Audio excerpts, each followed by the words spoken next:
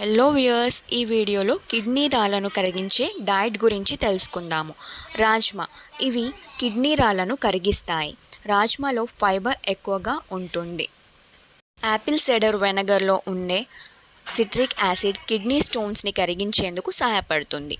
బ్లడ్లో మరియు యూరిన్లో ఉన్న యాసిడ్ లెవెల్ను తగ్గించి స్టోన్స్ని మళ్ళీ ఏర్పడకుండా చేస్తుంది. దానిమ్మల్లో ఉన్న పొటాషియం వల్ల దానిమ్మ గింజలు తిన్నా, దానిమ్మ రసం తాగినా కిడ్నీ స్టోన్స్ కరుగుతాయి.